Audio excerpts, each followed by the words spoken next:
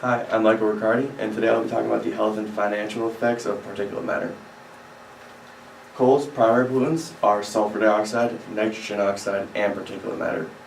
Sulfur dioxide creates acid rain, which in turn damages our ecosystems, our crops, and our infrastructures.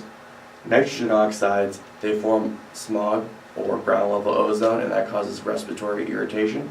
And lastly is particulate matter, which is what I'll be focusing on today. Particulate matter is commonly referred to as soot, and what that is just small particles that get caught in your respiratory tract. Particulate matter is classified as PM10 or PM2.5, which, for example, PM10 is any particulate matter with a diameter of 10 microns or less. The graph on the right or the image on the right shows that PMs greater than 5 usually get filtered out by the body through the nasal hair or through mucus. However, particulate matter of less than 5 or less than 1, they get caught in the bronchioles or the alveoli, and those are extremely difficult for your body to reject, and they are also carcinogenic, so they stay in your body for a long time and cause a lot of harm. So coal accounts for 73% of China's total energy, and this equates to 30% of all the pollution of the world.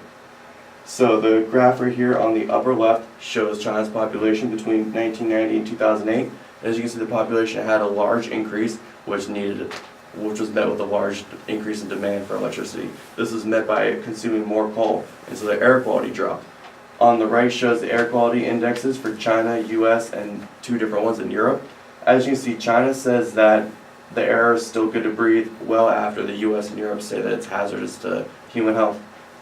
The Beijing air quality was at the US Embassy was measured between 2008 and 2015, and it was judged on the US's air quality index. As you can see, for 49% of those days between those 7 years, 49% of those days were deemed unhealthy for people to be living in. Particulate matter imposes large death tolls and financial issues. So this graph on the left talks about the damages of incremental increases by 10 micrograms per cubic meter for particulate matter, and what it's saying is that one person per category per day per increase seeks out help. So for coughing, lower respiratory symptoms, upper respiratory symptoms, and medicinal use. That's 4 people that are getting sick from particulate matter alone per day seeking help. The one on the right is a summary statistics of daily mortality counts for 4 major Chinese cities. And what that is they show the total death count and then the deaths caused by particulate matter for cardiovascular and respiratory. If you look at those numbers, it accounts for about 18% of China's total deaths. So, ways to reduce particulate matter. The 3 major ways are electrostatic precipitation, coal washing, and reforestation. Electrostatic precipitation is where the soot moves through a stack and it passes through a negatively charged plate. The negatively charged plate charges those particles, and then as they pass by the parallel positive plates on the side, they get drawn to it, and that makes it easy for them to be collected or scrubbed off later. The other one is coal washing, which is exactly what it is. Coal gets passed through a tumbler and gets rinsed off by water, and a lot of the fine particles in the soot on the outside gets washed off. And the last one is good old trees, the hippie way. Easy enough, trees take carbon dioxide out of the air and they replace it with oxygen, but what most people don't know is they also collect particulate matter. They don't absorb it, but it takes it out of the air and it makes it easy, like just stays in the forest. So trees are currently the most effective way to remove existing air pollutants.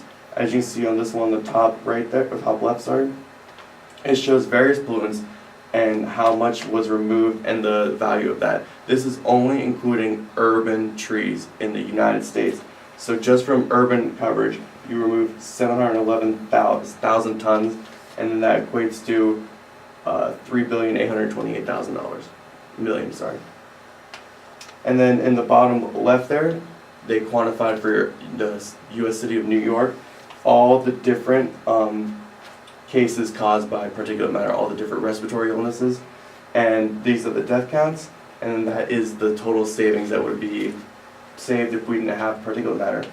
And then the one on the right shows China's reforestation. Now, China's a big country and it doesn't look like they added a bunch, but between 1990 and 2016, they actually reforested 1.6% of their entire country. Alright, we're Yeah. Shoot, I wish I